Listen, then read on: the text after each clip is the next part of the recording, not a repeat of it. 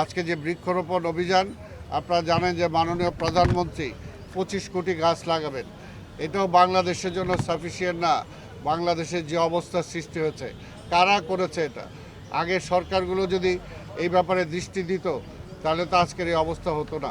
তাই আমরা বিশ্বাস করি আজকে ঢাকা বিশ্ববিদ্যালয়ের প্রতিটি চত্বরে এই গাছ লাগবে। আমরা ঢাকা মহানগরী যেখানে আমরা খালি জায়গা পাবো সেখানে আমরা গাছ লাগাবো, কারণ সবুজায়ন ছাড়া কোনো বিকল্প নাই। আজকে প্রবিসি সাহেব এখানে উপস্থিত আছেন, উনি আমার চেয়ে ভালো বলতে পারবেন।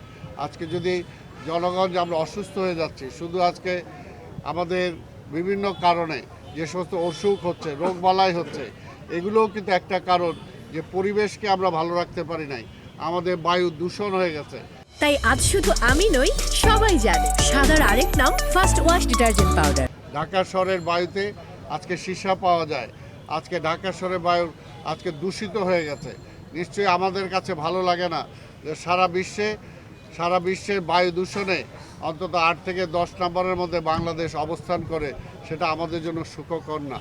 কাজে সেই অবস্থা পাল্টানোর জন্য মাননীয় প্রধানমন্ত্রীর একা করার মধ্যে হবে না।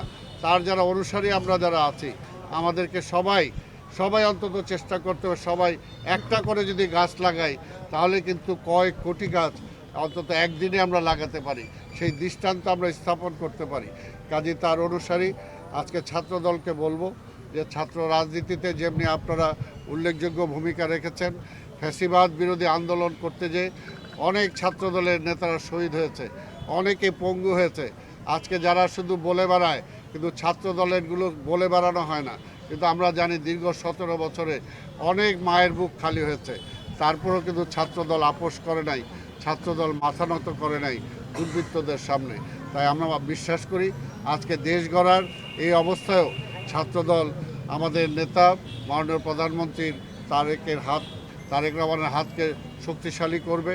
গণতন্ত্রের এই পদযাত্রা যেটা শুরু হয়েছে, এই গণতন্ত্র যাতে আমরা প্রাতিষ্ঠানিক রূপ দিতে পারি, কোনোভাবে যাতে গণতন্ত্র মাঝপথে ব্যাহত হয়ে মুখ থুবড়ে না পড়ে, সেটার জন্য ঢাকা বিশ্ববিদ্যালয়ের প্রতিটা শিক্ষার্থীর কাছে আমি আহ্বান জানিয়ে আজকে যে আপনারা এখানে আয়োজন করেছেন, এই আয়োজনের আমি শুভ উদ্বোধন ঘোষণা করছি।